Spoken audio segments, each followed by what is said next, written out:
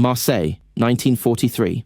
The sun was just starting to slip behind the terracotta rooftops when the sound of heavy boots began echoing up the alleyway. Nancy Wake didn't need to look back to know exactly who it was. The rhythm of their march was unmistakable. German field police, moving with that clipped precision that meant only one thing. Someone had talked. Her heels clattered against the cobblestones as she ran, weaving through the spice stalls and laundry lines of the old port, a black trench coat whipping behind her like a banner. She darted around a corner just as a rifle cracked, shattering a wine jug inches from her head. Glass sprayed across the stones. Shouts bounced off the walls. Halt! Schiessen! Spread out! And she knew they weren't firing to warn her. They were firing to end her.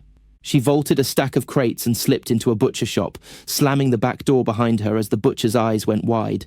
He didn't ask questions. He'd seen her before, whispering to fishermen, passing envelopes to dock workers, always arriving like a rumour and leaving like a shadow. He just pointed to the basement hatch. She dropped through it, boots scraping the wooden ladder, and pulled the hatch closed above her. The darkness swallowed her whole, until the floorboards began to vibrate with the weight of German soldiers marching into the shop. Flashlight beams sliced between the planks overhead as they barked questions, knocking over displays, throwing meat hooks aside. Nancy crouched beside a stack of wine casks, forcing her breath into stillness. One wrong creak, one droplet falling from a pipe, one cough, and this would end in a burst of gunfire. A German kicked the hatch. Another tried the handle. When it didn't budge, they started searching the rest of the shop, overturning barrels, slamming cupboards, growing angrier with every second. She counted their footsteps, 6, maybe 7, and waited until the butcher swore loudly, pretending to be indignant. His voice swelled with French profanity and feigned outrage, distracting them just enough. When their voices faded and the door slammed shut behind them, Nancy climbed out, thanked the butcher with a nod, and sprinted into the twilight. This would be her last day in Marseille. She had become too recognizable, too disruptive, too effective. The Gestapo had plastered her face across every police station in Vichy, France, with a bounty so large even loyal French citizens whispered about it. They called her the White Mouse, because no matter how many traps they set, she slipped right through them. And tonight had proven the Germans were finally getting close. But long before she became the woman the Gestapo couldn't catch, she had been someone entirely different. A girl from Wellington, New Zealand, whose life was supposed to be about quiet routines, marriages, proper manners, and nothing remotely like outrunning firing squads. And yet war has a way of seeing something inside people before they see it in themselves. For Nancy, that moment began not with a gunshot, but with a train ride through the suburbs of Vienna in the 1930s, when she looked out her window and saw something that changed her life forever. She was only 20 at the time, travelling across Europe as a young woman with nothing but a suitcase, a journalist's spirit, and a sense of adventure she couldn't quite explain. When the train slowed near a factory yard, she saw a scene that burned itself into her memory like a brand. Jewish families forced into lines, their belongings dumped on the ground, as SS men shoved them with rifle butts. Old men were knocked to their knees, children cried into the skirts of mothers who tried to stand tall but couldn't hide their terror. A guard laughed as he spat on a man who was too frail to stand quickly. Nancy had seen cruelty before, but nothing like this. Nothing so cold, so organised, so deliberate. That moment didn't just anger her, it rewired her. It was the first time she understood that if she ever had a chance to fight the people responsible for this, she would take it without hesitation. She stepped off that train with her jaw set and her purpose quietly forming. The world was shifting, and she would not be a bystander. By the time she arrived in France, she had shed her past like an old coat. She learned the language, learned the streets, learned how to melt into the rhythms of Marseille's cafes and markets. And though she married a wealthy Frenchman, Henri Fiocca, she refused to play the part of a quiet socialite. The war was coming, and she sensed it like a change in air pressure. She wanted to be more than a witness. When Germany invaded France in 1940, she didn't panic. She didn't flee. She walked into the chaos with the self-assurance of someone who had been waiting for this moment for years. She joined the fledgling French resistance almost immediately, acting as a courier for the escape networks forming behind German lines. Her beauty helped her. Her charm helped her. Her ability to lie without blinking helped her even more. She could stroll through a checkpoint with a suitcase full of contraband documents and convince a German sentry that she was just a bored housewife on her way to visit her mother. They let her through every time. But the resistance quickly realized she wasn't just good, she was exceptional. She knew how to take a task that should have been suicidal and make it seem like a casual errand. She drove defectors to safe houses, smuggled downed Allied pilots across the country, carried coded messages under her clothes, and distributed funds from London to sabotage cells operating all over southern France. She moved with the agility of someone who didn't fear death, and it made her invaluable. It also made her a target. By early 1943, German intelligence officers had collected enough fragments of rumour and witness accounts to know that a mysterious woman was sabotaging their operations across Vichy territory. They didn't know her name yet, but they knew she was dangerous. They knew she struck quickly, disappeared just as fast, and had the uncanny ability to evade every patrol sent to catch her. A few officers even argued she wasn't real, that she was a code name, a symbol, a ghost invented by the resistance to confuse them. But then a courier carrying German intelligence files was captured by partisans. In his briefcase, they found a dossier with a photograph clipped to the front. A glamorous dark-haired woman with a slight smirk on her lips. The Germans had titled the file Weiße Maus, White Mouse. Next to her picture was a number, 5 million francs for her capture, dead or alive. The highest bounty for any resistance member in France. Nancy knew the heat was rising. Some nights, she and Henry pretended life was normal. Friends, dinners, wine, music. But even then, the war found them. One evening, while hosting a small gathering, Nancy felt a strange heaviness in the air. Not the heaviness of danger. It was the heaviness of parting. She couldn't explain it. She didn't want to. In the morning, she slipped out of the house with a small handbag and walked into the city, knowing she might never come back. When the Gestapo raided her home a week later, dragging Henry into the street and demanding to know where she was, he refused to speak. Nancy wouldn't learn the truth until long after the war. He would be executed for protecting her. She didn't have time to grieve. She didn't have time to look back. She only had time to run. Her evacuation route through the Pyrenees was one of the most dangerous in France, a week-long climb over freezing mountain passes used by spies, pilots, saboteurs, and anyone the Germans wanted dead. Nancy nearly collapsed on the third day, soaked with icy rain, her boots slipping on shale. But her guides pushed her onward, knowing that the Gestapo was sweeping the valleys behind them. On the final day, they crossed into Spain just as German trucks appeared on the ridge behind them. 1 more hour's delay, and Nancy would have vanished into the snow like so many before her. From Spain, she made her way to Gibraltar, and from Gibraltar to London, arriving at last in the heart of the exiled fight against Hitler. London was battered by bombings, but the war there felt alive, urgent, coordinated, purposeful. It was a place filled with men and women who had lost everything, and yet were sharpening themselves into weapons. Nancy fit right in.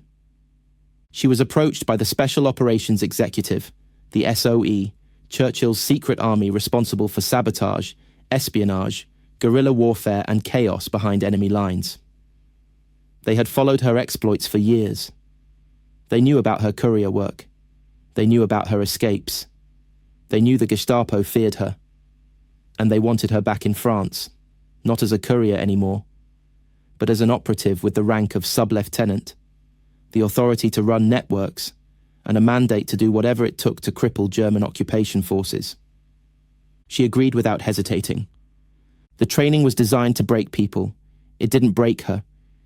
She learned weapons, demolition, silent killing, radio operation, map reading, explosives, hand-to-hand combat, interrogation resistance, and the art of disappearing. Her instructors noted something unusual. She didn't just excel, she adapted instantly. When others struggled to climb walls, She scaled them effortlessly. When others panicked during night drops, she smiled. When others froze during mock interrogations, she stared back with eyes that gave nothing away. One instructor wrote in her file, "Tougher than most men, should be in command." By 1944, she was ready to return to France, ready to lead, ready to become the nightmare the Gestapo had feared for years. She would be dropped into the Auvergne region, deep behind enemy lines, to unite the local maquis into a single, coordinated fighting force capable of crippling German supply lines in the lead-up to D-Day. As she boarded the aircraft, the pilot leaned toward her and yelled over the roar of the engines, "You know the Gestapo really wants you." Nancy just smiled. "Yes," she shouted back. "I know. Isn't it lovely?" She stepped into the night sky, parachute billowing above her, falling back into the country that wanted her dead, but needed her even more. She hit the ground harder than she expected. Her chute dragged across the heather as the night wind pulled it sideways, and she rolled until her shoulder slammed into a tree stump. For a moment, she simply lay there, staring up at the stars, smoke from distant chimneys drifting across them like thin ghosts. Somewhere in the forest, a dog barked. Somewhere else, a German patrol truck growled over gravel. She took one slow breath, freed herself from the harness, and stood. She was back in occupied France, deep in the heart of it, and this time she wasn't here to run. She was here to cripple an empire. Two men approached her from the shadows, the local maquis greeters. They had expected a grizzled veteran with a scarred face, not a glamorous woman adjusting her parachute straps with the casualness of someone fixing a bracelet. One of them muttered something about the British sending another pretty London girl who would slow them down. She let him talk, let him smirk, let him underestimate her. He would not be the last. They walked for nearly 2 hours through the forest, navigating by moonlight until the faint glow of lanterns appeared between the trees. The camp was larger than she expected. Dozens of tents, makeshift huts, supplies scattered around cooking fires, rifles propped against logs. These were the remnants of French soldiers, farmers, dock workers, students, factory hands, all hiding in the mountains, waiting for a chance to strike back. They were brave, hungry, under-equipped, and furious. They needed a leader. Nancy's SOE file had not prepared them for her. She carried herself like someone who had already survived 3 lifetimes.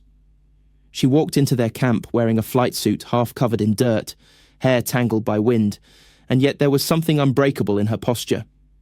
A few men stared openly. Others whispered. A lieutenant named Gaspar approached and looked at her parachute bag with a skeptical frown. "You're the agent London sent?" he asked, voice flat. She nodded. "Yes, I assume you can read the label. It says dangerous." Some of the men chuckled. Gaspar didn't. He just crossed his arms and said, "We've lost leaders before. I hope you're not as fragile as you look." Nancy stepped closer, until they were nearly nose to nose. "Good," she said softly, "because fragile men waste my time." The tension broke. A few of the fighters burst into laughter, and even Gaspar allowed a reluctant grin. She had passed the first test. Now she had to pass the real one, turning this ragged, scattered militia into a force that could shatter German control of central France. Her first days were spent assessing everything: supply stockpiles, weapons, terrain, morale. The maquis had bravery in abundance but discipline in short supply. They hid in forests, struck patrols with hit-and-run tactics, blew up small bridges, harassed convoys. Useful actions, but not enough to change the war. Nancy needed them prepared for something bigger, coordinated sabotage that would paralyze German movement before the Allies landed in Normandy. She gathered the commanders in a tent, a map spread across the table. They stood around her, men twice her age, men with shrapnel scars and hardened eyes, and she walked point to point with the end of a pencil: German depots, rail lines, fuel convoys, telephone grids. Her voice was calm, analytical, precise. She explained how they could hit 5 objectives in one night, then vanish into the hills before German reinforcements arrived. She outlined how to use road mines, where to ambush armoured trucks, how to cut telephone lines to isolate outposts. She spoke with such confidence that the men stopped doubting her entirely. By the end of the meeting, she wasn't just accepted, she was in command. Her first major operation came within a week.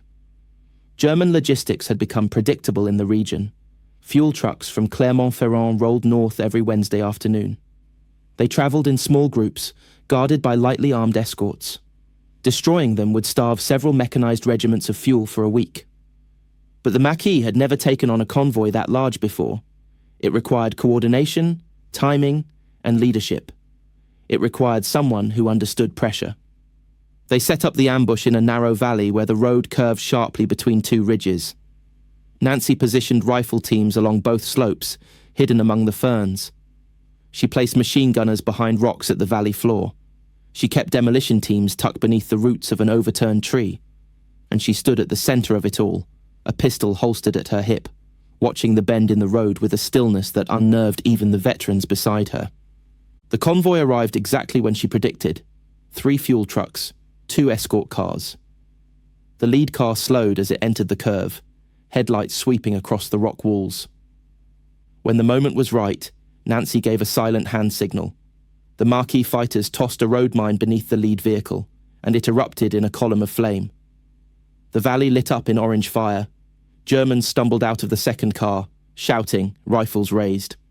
The Maquis opened fire from the slopes, bullets cutting through the smoke. One German managed to take cover behind a truck tire and began firing uphill. Nancy saw 2 of her men pinned down. She didn't hesitate. She sprinted across the valley floor, bullets kicking up earth around her boots. She grabbed a German grenade off a body, pulled the pin with her teeth, and hurled it beneath the truck where the soldier hid. The explosion lifted the truck off its axle and silenced him instantly. The firefight lasted less than 6 minutes. By the time the smoke faded, 3 trucks were burning torches and the valley smelled of fuel and scorched earth. Nancy walked between the wrecks, directing her men, gathering weapons, ordering them to move before German reinforcements arrived. When they returned to camp that night, dirty and exhausted, the fighters looked at her with a new kind of respect. She wasn't just a foreign agent. She wasn't just a courier or planner. She was a warrior. Her reputation spread across the region. Whisper networks carried her name from farmhouses to factories. Germans started hearing rumours of a British-trained woman leading sabotage cells in the mountains. Someone who struck like lightning and disappeared before dawn. They sent more patrols, more dogs, more roadblocks. None of it worked. Her most dangerous mission came when the Maquis lost radio contact with London. Their transmitter had malfunctioned, and without it, they were blind, unable to request supplies, coordinate operations, or receive updates on Allied plans. The nearest safe house with a working radio was over 100 kilometres away, across territory crawling with German checkpoints. A local commander suggested waiting, but Nancy slammed her hand on the table. No. If we wait, we starve. If we wait, we fail. I'm going. She didn't say it for effect. She meant it literally. She would go alone. She rode a bicycle she borrowed from a farm girl, an old rickety thing with squeaking pedals, and pedalled through the night, racing along back roads, avoiding villages where German patrols gathered. She pedalled until her legs were numb, and her breath came in ragged gasps. At one point she passed a burned farmhouse and wondered if its residents had survived. At another, she hid behind a brick wall as an entire German convoy rolled past. Her heart thudded in her throat, but her face remained calm. Fear wasted energy, and she needed every ounce of strength. She rode for over 70 hours, stopping only to drink from streams and tear chunks of stale bread from her pocket. Rain soaked her hair, wind cut through her coat. Her thighs burned until she could barely push the pedals. But she never slowed. The Maquis needed her. If she failed, everything they had built would collapse. She arrived at the safe house just before sunrise, nearly collapsing as she climbed the porch steps. The operator inside recoiled when he saw her.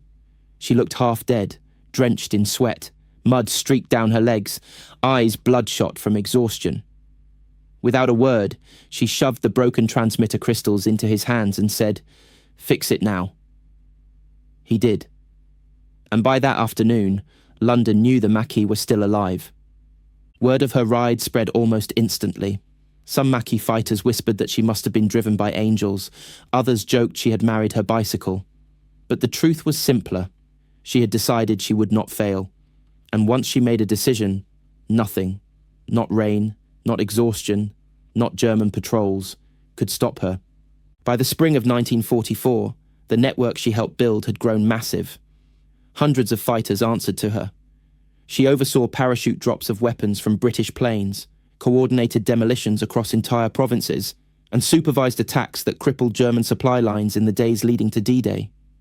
But even more than strategy and violence, she provided something the Maquis had been lacking for years: certainty, confidence, purpose. One night, as they prepared for a major operation, a young fighter confessed to her that he was terrified he would freeze in combat. She didn't mock him. She didn't dismiss him. She just leaned close and whispered, "Courage isn't not being afraid. Courage is doing it anyway." It steadied him. It steadied many. Her leadership wasn't theoretical.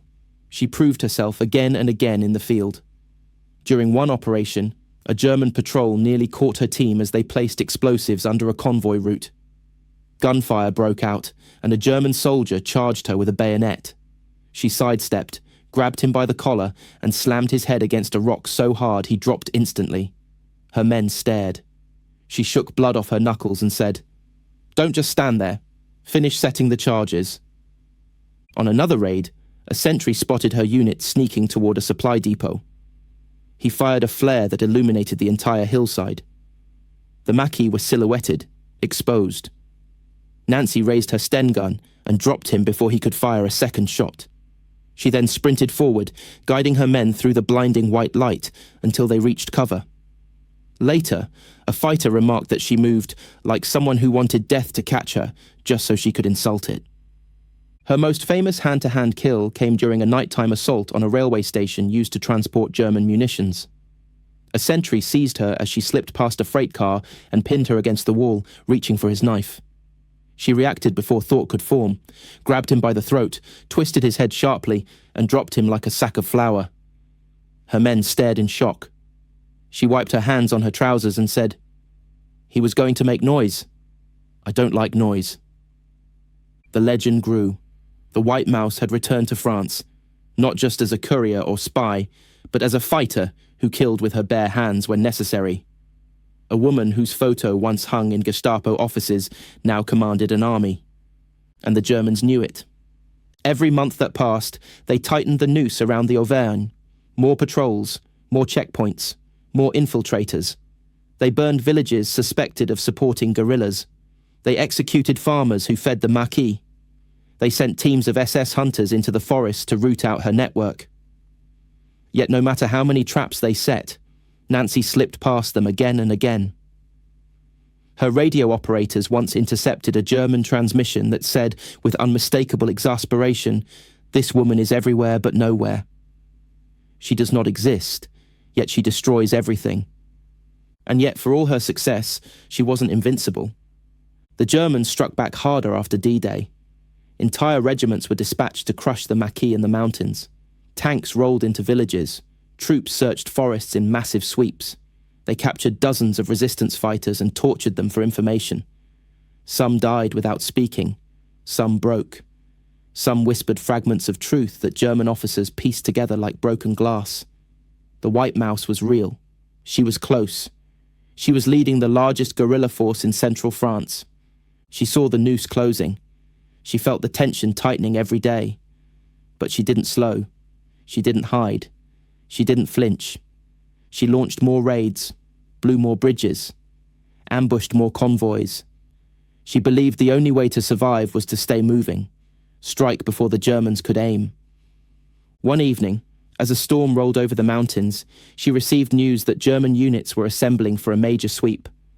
Hundreds of soldiers, armored vehicles, packs of dogs. They were coming for her network, coming to wipe them out in one decisive hunt. Her commanders looked to her for a plan. She studied the map, listened to the distant thunder and said, Then we will give them something too big to track.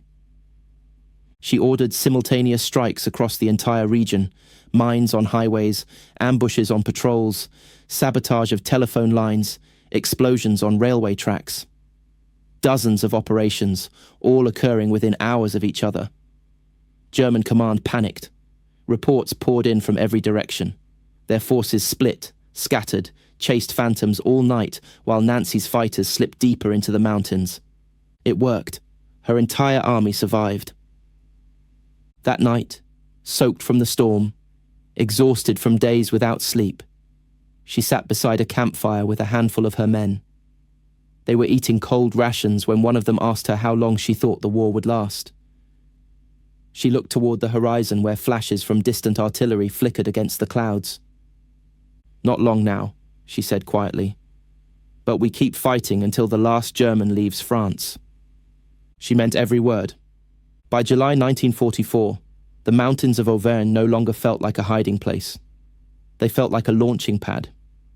Every ridge, every village, every dirt road twisting between pine forests was alive with fighters, ammunition crates, concealed radio sets, and supply caches dropped by Allied planes under moonlit skies. Nancy had helped transform a terrified collection of fugitives into a full-fledged insurrectionary army. They weren't simply resisting anymore. They were preparing to break German occupation at the spine. On warm nights, she climbed a lookout ridge and watched the valley below. German trucks rumbled across the plains, headlights glowing like fireflies. Sometimes, she'd hear distant gunfire from skirmishes where her Marquis ambushed patrols. Sometimes she'd hear nothing at all, just the wind rustling the pines and the soft crackle of radio static as London transmitted coded messages. In those quiet moments, she could almost feel history trembling beneath her boots, the war shifting in ways only a few could sense.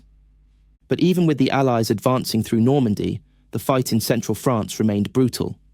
The Germans still controlled the towns, the roads, the supply depots. And now that their defeat seemed inevitable, they fought with the desperation of men who had been promised punishment if they ever retreated. Their reprisals grew more savage, their searches more methodical.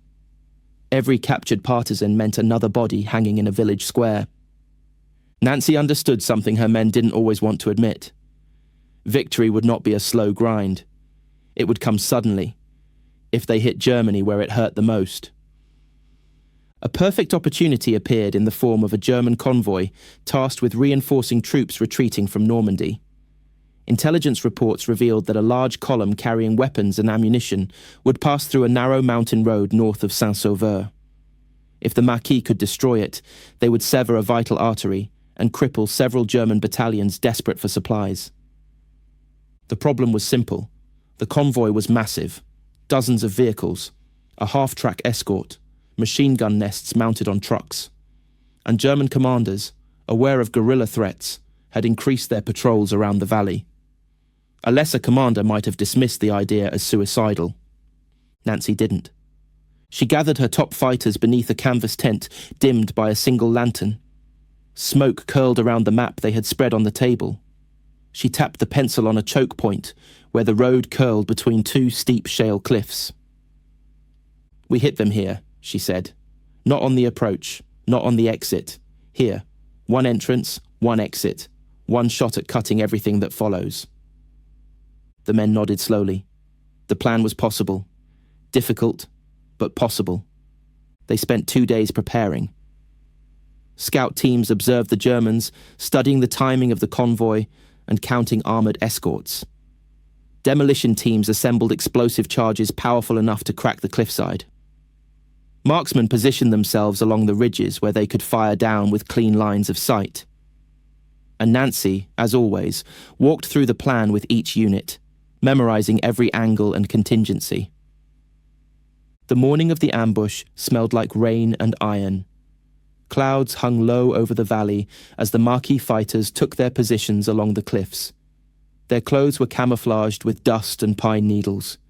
Their rifles rested on rock ledges. Their breaths were shallow, controlled. Right before sunrise, Nancy climbed the highest ridge and scanned the horizon with binoculars. Then she saw them, headlights appearing like a line of stars crawling along the road. She raised her hand. Every fighter along the ridge tensed. The first truck entered the choke point. 2 more followed. Behind them came a half-track. When the bulk of the convoy was trapped between the cliffs, Nancy lowered her hand. The explosion shattered the valley. Rock erupted from the cliffside as the charges ignited, sending boulders crashing down onto the lead vehicles. The road vanished under a cascade of stone. Trucks overturned like toys thrown by a giant. German soldiers were flung onto the roadway or buried beneath rubble.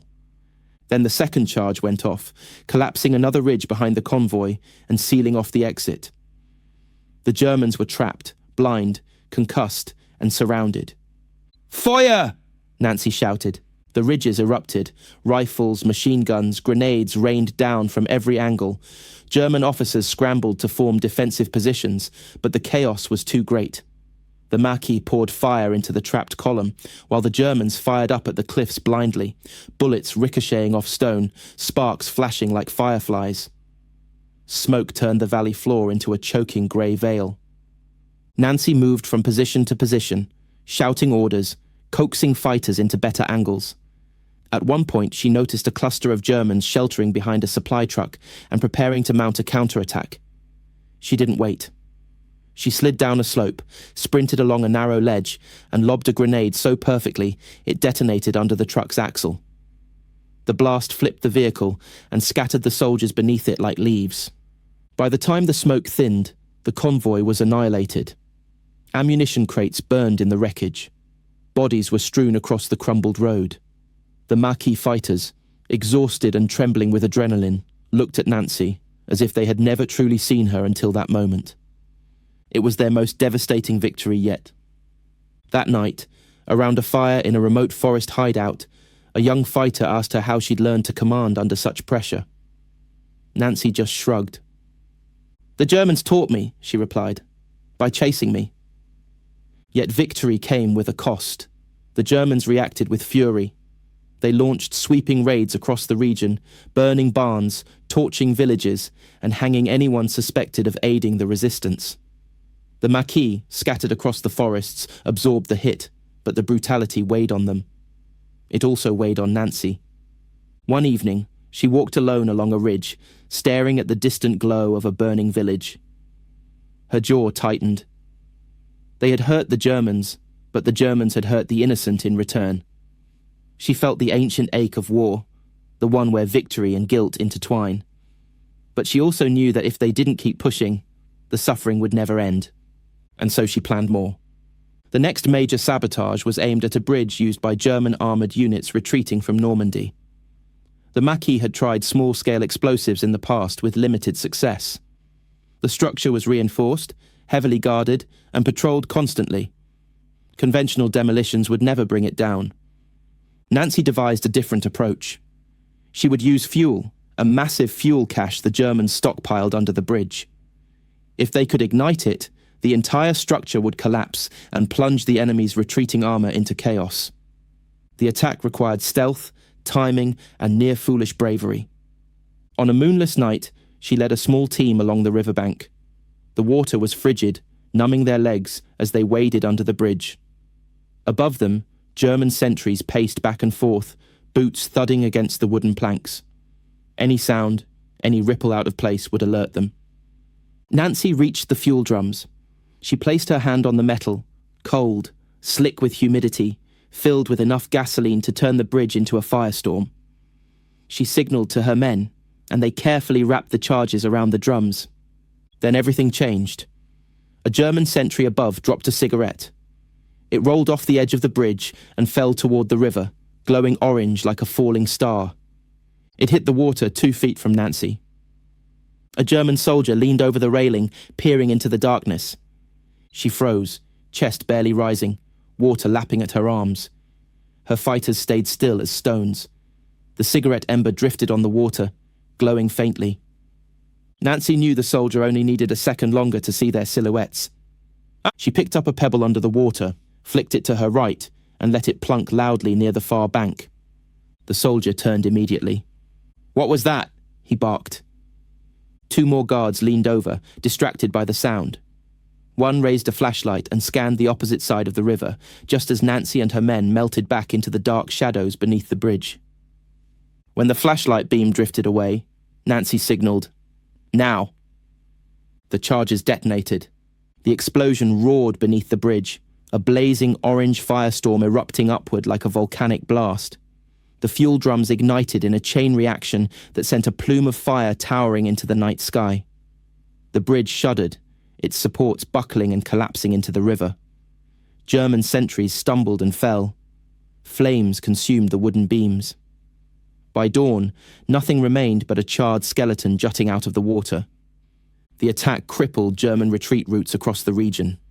For days afterward, German officers raged in their headquarters, demanding to know who could have pulled off such a devastating operation. All evidence pointed to one person, the White Mouse. Her legend was no longer rumor, it was certainty. But the closer liberation came, the more dangerous her work became. The Germans, knowing they were losing the war in France, began fighting with savage unpredictability. They raided farms, executed prisoners, and bombed suspected resistance hideouts indiscriminately. Patrols doubled, roadblocks multiplied, and every captured Maquis fighter was interrogated specifically about Nancy. Still, she kept pushing. Another mission required blowing up a German communications station controlling telephone lines across 3 provinces. The Maquis needed to sever German coordination just as Allied forces advanced through northern France. But the outpost was heavily fortified with barbed wire, machine gun nests, and reinforced bunkers. A frontal assault would fail instantly. Nancy devised a daring plan. They would sneak inside disguised as German supply workers. The Maquis had captured a German uniform set from a patrol weeks earlier: pants, jackets, caps, insignia. Nancy took one look at the shirts and said, "Tailor them for me." The men stared, bewildered. She stared back. The next night, wearing the uniform, hair tucked under a cap, and carrying forged supply papers she wrote herself, she approached the gate with 2 fighters dressed as labourers. The guard shuffled toward her, took the documents, and frowned at the unfamiliar face.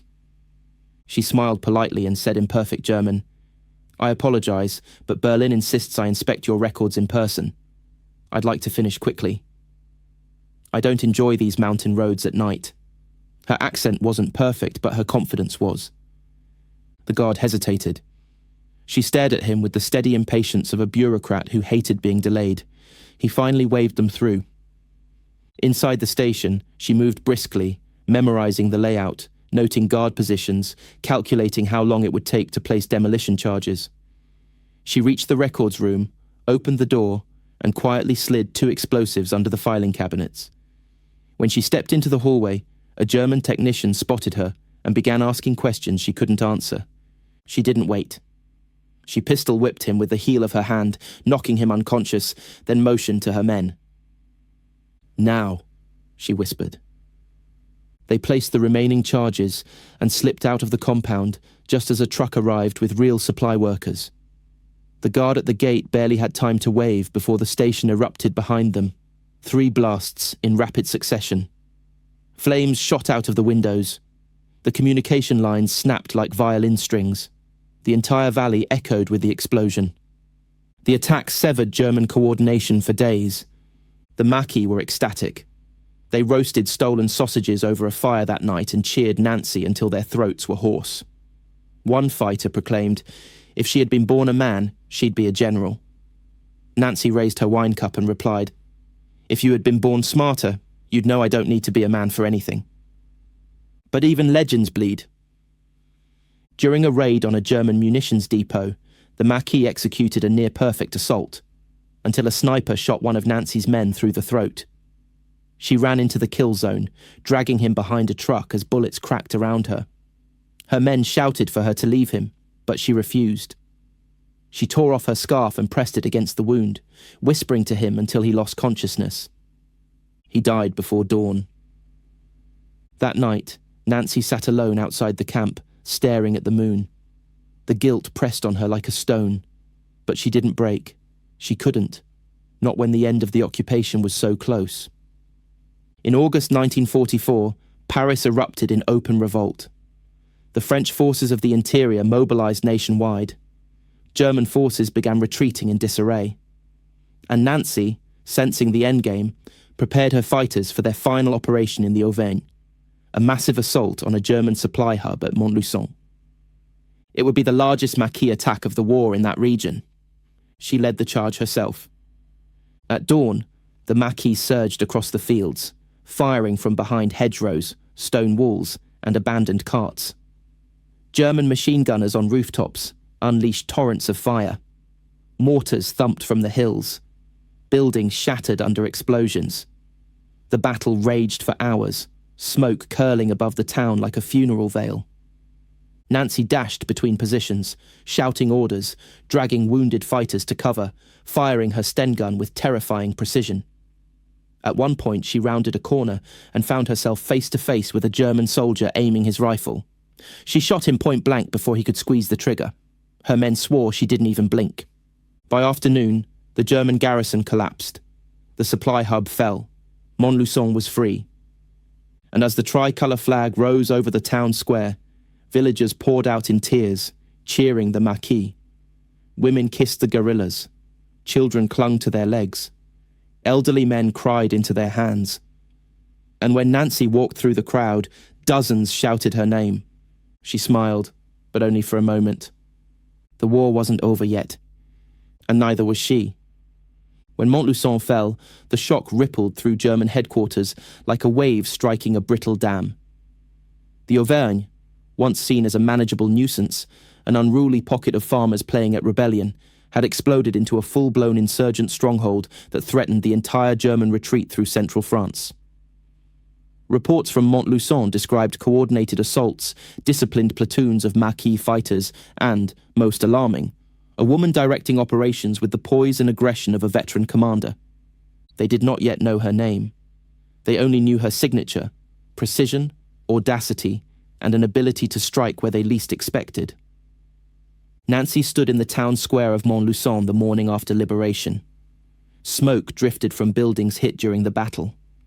The shattered glass crunched beneath her boots as she walked past overturned German trucks, bullet-riddled balconies, and a burned-out command post now crawling with curious civilians. She kept her Sten slung across her chest, not because she expected a counterattack, those days were over, but because the weight of it had become part of her. A tool, a companion, a reminder. Children ran through the streets waving scraps of liberated flags. Women embraced Maquis fighters in gratitude, and old men with worn berets tipped their caps as she passed. One woman grabbed her hand, tears streaming down her face, and said, "You brought back our sons, madame. God bless you." Nancy squeezed her hand gently and continued walking, her throat tightening. She had never wanted thanks. She wanted efficiency, success, results. But the human side of the war, the faces, the grief, the relief, always caught her off guard. Later that day, she convened her commanders inside a requisitioned cafe. The room smelled of strong coffee and cordite. They sat around a table littered with captured maps, German field telephones, and half-empty wine bottles. Outside, the townspeople were still celebrating, but Nancy's mind was already shifting to the next objective. "The Germans are falling back," she said, leaning over the map. "They're avoiding major roads now. They're retreating through the countryside to evade air patrols." Gaspard, her closest field commander, rubbed his jaw. "Are we going after them?" Nancy nodded slowly. "Yes, but not with the whole force. We need mobile teams, small units that can move fast, strike quick, and vanish." She tapped a key junction, a narrow crossroads between Clermont-Ferrand and Vichy. It was a bottleneck for transport columns. If they controlled it, they could choke the retreat of several German regiments. "We hit them here. Not to destroy them completely, just to slow them, break their rhythm, make them bleed time." Her commanders exchanged glances. It was risky. The Germans, though retreating, were still armed, desperate, and vicious. Yet the plan made sense. Victory required pressure, constant, unrelenting pressure. That evening, She assembled 30 hand-picked fighters, her best marksmen, demolitions experts, and scouts. They moved at night, carrying light packs, each man armed with a rifle, grenades, and a knife. Nancy led them herself. She preferred being at the front of missions like this, not for glory, but because she knew her presence steadied her men. Doubt dissolved in her wake. They reached the crossroads just before midnight. Moonlight spilled across the fields, turning the wheat silver. An abandoned farmhouse sat nearby, half collapsed, riddled with holes from previous firefights. Nancy ordered her team to take positions around the building, using the tall grass for cover.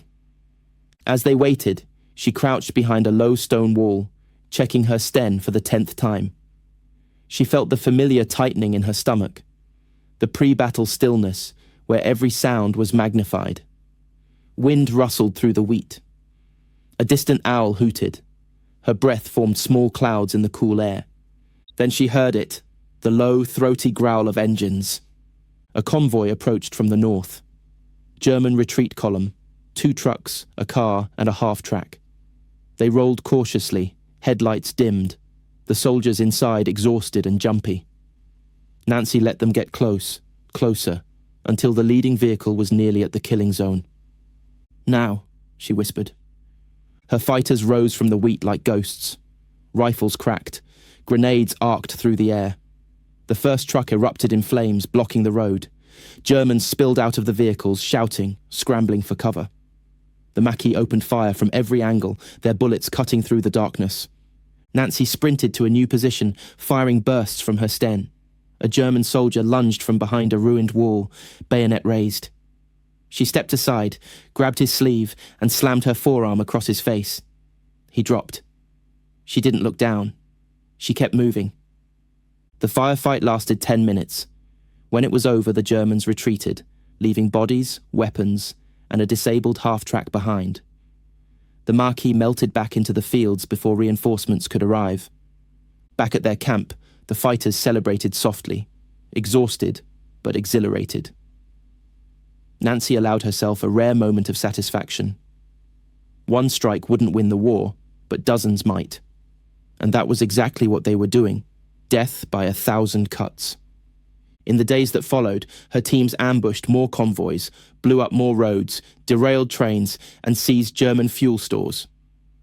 Every operation weakened the occupation forces. Every explosion accelerated the liberation of France. But even with the Germans crumbling, danger was never far. In late August, German commanders in the region, furious at their mounting losses, launched one final desperate sweep into the mountains. They sent 2 battalions of infantry supported by armoured cars, intending to crush the Maquis in a single brutal sweep. Nancy anticipated it. She ordered her fighters to retreat into the deepest parts of the forest, areas so rugged even locals avoided them. They split into small cells, carrying only enough supplies for a few days. German patrols scoured the mountains, lighting fires to flush out rebels, interrogating villagers, and bombing suspected hideouts. The pursuit was relentless. On the 3rd night of the sweep, Nancy and a dozen fighters found themselves pinned down near a rocky ridge. German soldiers were closing in from 3 sides. Machine gun fire tore into the trees. Tracers streaked through the branches like burning comets. Nancy ordered her men to fall back toward a narrow ravine. They scrambled over rocks, slid down a steep slope, and took positions behind a fallen log. German voices echoed above them, loud, confident, closing in. One of her fighters, barely 19, whispered, "We're surrounded." "No," Nancy whispered back. "They are." The Germans, unaware of the ravine's depth, advanced too quickly. Their boots slipped on loose gravel. 2 soldiers lost their footing and tumbled down, crashing into bushes. Before they could recover, Nancy's fighters fired. The Germans panicked, retreating up the slope, straight into a flanking cell of Maquis fighters Nancy had positioned earlier. Gunfire erupted from both sides. German soldiers ducked, confused, unsure where the attack was coming from. Nancy's trap had closed. After 15 minutes, the forest fell silent, except for the crackle of burning brush. The Maquis suffered no casualties. But the German sweep had exhausted everyone. Supplies were low. Many fighters had been on the run for days. Nancy barely slept, surviving on coffee, adrenaline, and sheer force of will. Still, she refused to allow even a moment of weakness. The Germans were collapsing. This was the time to push hardest. Then came the message. London transmitted a coded order. Allied forces had broken through German lines in northern France and were advancing rapidly. The Maquis were to shift from harassment operations to full-scale disruption, cutting German communications, sabotaging retreat routes, and helping Allied units press deeper into the interior. This was it. The moment Nancy had trained for, bled for, risked her life for. She called her fighters together, hundreds of them now, and spoke from atop a flat stone overlooking their forest camp. "The Germans are running," she said. "But they are not broken. Not yet. We will help break them. We will push them out of every town, every road, every farmhouse they still cling to." Her voice carried through the trees. "We started as shadows. Now we hit them in daylight." The men cheered until the forest shook. The next morning they struck Vichy itself, not the political city but a major German outpost near the border. Nancy led the initial infiltration team. They moved through orchards and over stone fences, crossing fields in short bursts. German guards patrolled the perimeter, but the Maquis exploited gaps, slipping through hedges and drainage ditches. Nancy's team reached a cluster of German vehicles. She planted explosives beneath a fuel truck, set the fuse, and signaled to withdraw. They had barely reached the wall when the explosion ripped through the motor pool. Fire consumed the trucks, ammunition cooked off, and German soldiers ran in every direction. The Maquis charged. Gunfire erupted from the orchards as dozens of fighters stormed the outpost. Germans fired back fiercely, but they were overwhelmed. The battle spilled into narrow streets, bullets slamming into shutters, shells exploding against garden walls. Nancy moved with her usual ferocious purpose, calm under fire, quick on her feet, shouting orders, helping wounded fighters, and emptying magazines with lethal efficiency.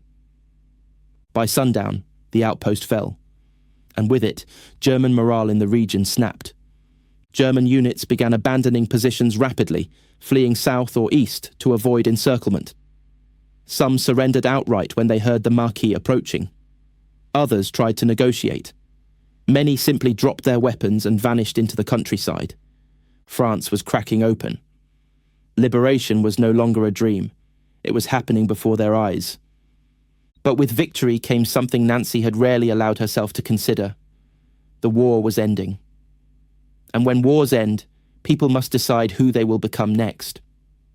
One afternoon, as the Maquis travelled through a liberated village, an old Frenchman approached her, holding a faded tricolour flag. He pressed it into her hands and said, "For what you have done, mademoiselle, France owes you a debt it can never repay." She nodded, but inside she felt something unfamiliar, an ache beneath the armour she had built. Henri, her husband. She still didn't know his fate. She feared she did. In early September, after the German retreat through central France collapsed entirely, Nancy received orders from London, report to Paris for reassignment. Her time with the Maquis was ending. She packed her sten, her knife, a few papers, and the flag the villager had given her. Her fighters gathered around, many with tears they tried to hide. Gaspard embraced her. "We are alive because of you," he whispered. She shook her head. "You are alive because you fought." They parted at dawn. She watched her fighters disappear into the trees, knowing she had shared something with them that few people ever would. Danger, sacrifice, victory, grief, fury, hope. It bound them more tightly than family. Paris was a whirlwind. Crowds cheered in the streets. Women in bright dresses sang from balconies. Children waved flags. American tanks rolled past the Arc de Triomphe, while Parisians poured wine into the hands of exhausted soldiers. Nancy could hardly walk 10 steps without someone embracing her or thanking her. It felt unreal, a different planet from the cold forests and the gunfire. But amid the celebration, she learned the truth she had been avoiding. Henri had refused to give her up. He had been arrested, tortured, and executed. For a moment she felt nothing, then everything. The grief hit her in the chest like shrapnel. She sat on a bench near the Seine, staring at the water, the city buzzing around her as if the world had already moved on. But she wasn't broken. War had forged her into something that pain could not shatter. She stood up, wiped her eyes, and walked toward her next assignment. There were still operations to finalize, reports to deliver, debriefings with the SOE, and plans forming for post-liberation intelligence missions. She did all of it without flinching. Because Nancy Wake only knew one direction: forward. Paris did not feel like victory so much as whiplash. One moment Nancy was crouched behind a log while mortars walked the tree line. The next, she was being ushered into salons with chandeliers, offered crystal glasses of champagne by men who had spent the war in comfortable offices. She wore her uniform, the one with British insignia and French decorations already pinned to the breast, and moved through it all with the same cool detachment she'd shown under fire. Inside, she was somewhere else entirely. On a mountain ridge with a radio crackling in her ear, or in a dark safe house listening for the scrape of German boots on the steps. Debriefings came first. British officers grilled her politely in requisitioned Parisian townhouses, notebooks open, brows furrowed. They wanted details. How many trains had her people derailed? How many bridges blown? How many German soldiers killed? How many weapons captured? How many convoys turned into scrap along those narrow Auvergne roads? She answered carefully, never embellishing, never softening. She described cutting phone lines in the rain with numb fingers, hauling ammunition over mountain passes, counting the seconds between the blast of a charge and the collapse of a bridge. She walked them through the bicycle ride that had nearly killed her, the raids launched with half the supplies they really needed, the night spent in forests too cold for sleep. If the officers were expecting romantic tales of derring-do, they were disappointed. Her war was work, relentless, unforgiving, ugly work. "Were you frightened?" one British major asked, pen pausing above the paper. "Yes," she replied without hesitation. "Frequently. That's why I was careful." They didn't quite know what to do with her. She wasn't humble in the way men liked. She didn't apologize for being effective. When they told her that the Gestapo had once offered a huge reward for her capture, more than for many male saboteurs, she just raised an eyebrow. "Well," she said, "I suppose that means I did my job properly." The French took longer to recognize her. France was trying to remember what it looked like to hold its head high, and memory is a jealous thing. There were medals to distribute, ceremonies to stage, speeches to write about heroes and martyrs and patriots. Many of those honored deserved every scrap of praise. Some had barely fired a shot. Nancy didn't know which category she belonged in, and she didn't much care. She hadn't gone to war for ribbons. But the story of the woman who ran networks from Marseille, led maquisards in the mountains, and strangled a sentry on a railway platform with her hands was too sharp to ignore. Eventually the files lined up. The courier who had slipped beneath the Gestapo's nose for 2 years. The white mouse whose bounty had become a joke whispered in safe houses. The SOE agent who dropped into the dark above Auvergne and came out of it at the head of a regional uprising. They pinned French decorations to her chest in a formal ceremony, the tricolour hanging behind her, officers stiff in their uniforms. She stood still while they described her as extraordinarily brave and a symbol of Franco-Allied cooperation, and one of the most remarkable women of the war. She shook hands, smiled politely for the cameras, and when it was over, she walked out into a side street and lit a cigarette with hands that had once wired explosives. Recognition from Britain followed. A King's Medal for courage in the cause of freedom. Later, other honours with long names and ornate ribbons. They impressed other people more than they impressed her. Medals didn't bring Henri back. They didn't resurrect the boy she'd held while he bled out in the mud, or the farmer's family burned out of their home because they'd fed her men, or the radio operator who cracked jokes right up until the shell landed on his position. War had trained her to measure value in different currency. The number of trains that never reached the front because the track lay twisted in ravines. The number of German units that arrived too late to throw the Allies back into the sea, the number of French civilians who saw liberation instead of another winter under occupation.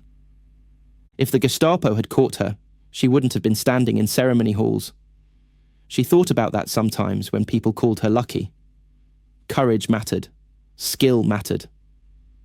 But so did that unspoken margin between being a legend and being a name on a lost list. After the war, life tried to fold her back into shapes she no longer fit. She worked in intelligence for a time, then in embassies, then in ordinary jobs that made people blink when they learned what she had done a few years earlier.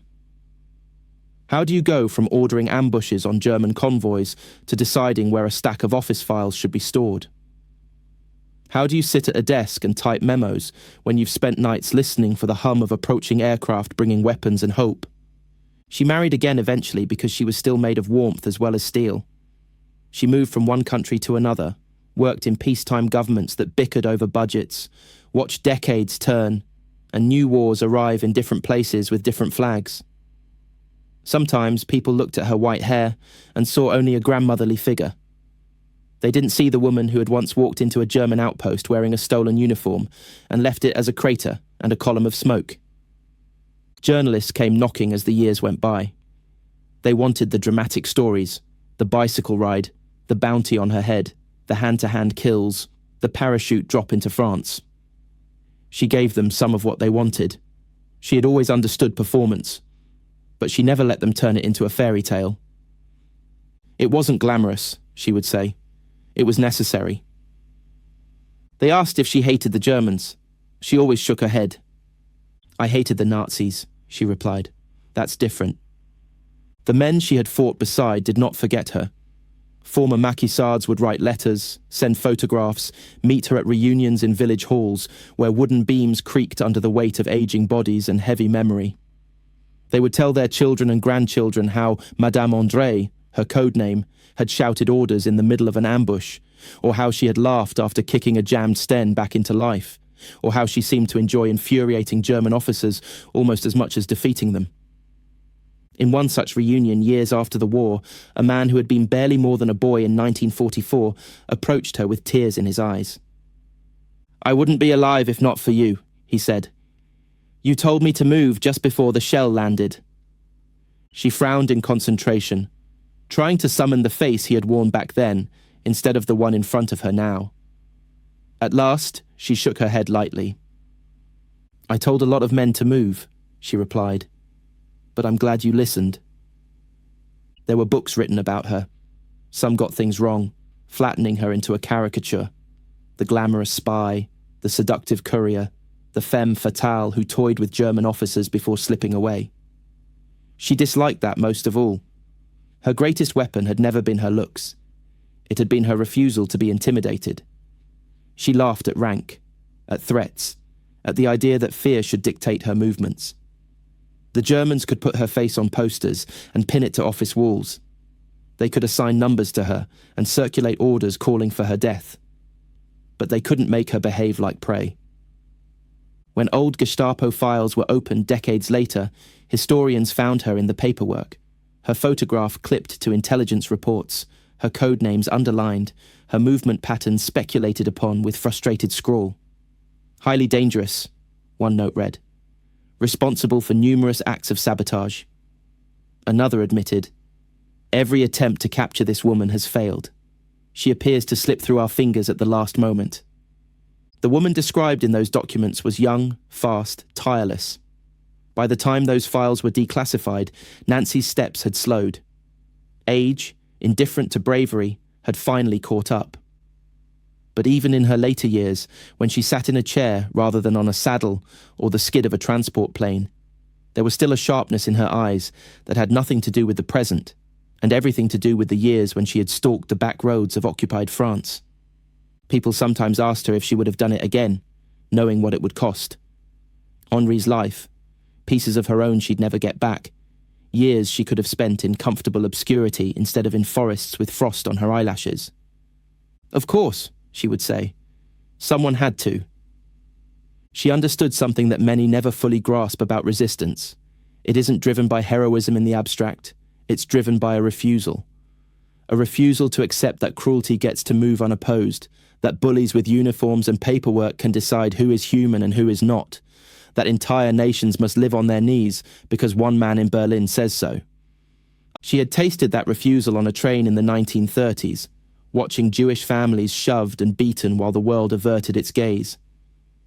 She carried it with her when she smuggled pilots through safe houses, and when she cycled across mountains, and when she fired at German convoys in the Auvergne dark. It was the thread that pulled her story together from start to finish.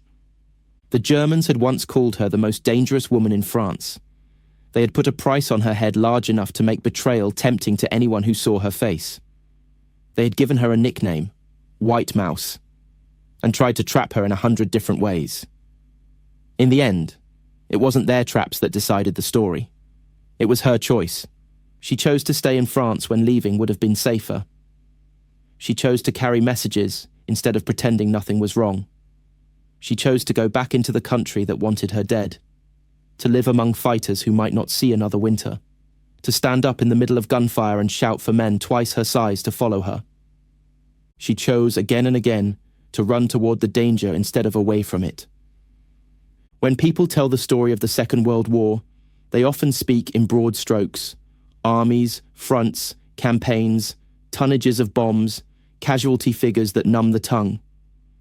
But within all of that are lives like Nancy Wake's, a single person's trajectory bending sharply against the weight of history. A girl from the far edge of the world sees something intolerable on a railway platform in Austria and carries that outrage across continents into the heart of occupied Europe. A woman enters a war as a courier and emerges having commanded hundreds of fighters and shattered the logistics of one of the most powerful armies on earth. In occupied France, German officers once laughed at reports of a female saboteur. They doubted the reality of the stories they heard. A woman organizing escapes under their noses. A woman leading ambushes in the mountains. A woman who killed sentries silently and vanished before dawn.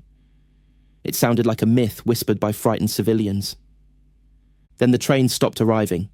The bridges blew, convoys burned in ravines, radio masts toppled, communications hubs erupted into fire.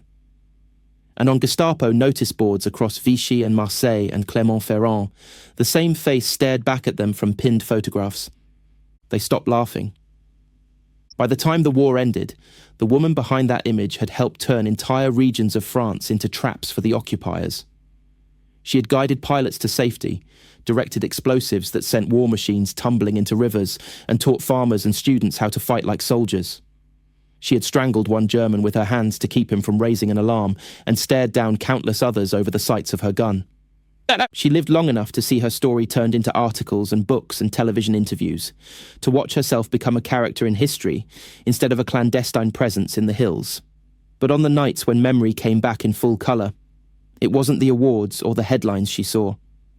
It was the mud on a forest floor, the feel of a bicycle pedal under her foot, the weight of a sten against her palms, the sound of a detonator ticking towards zero while distant boots pounded a road.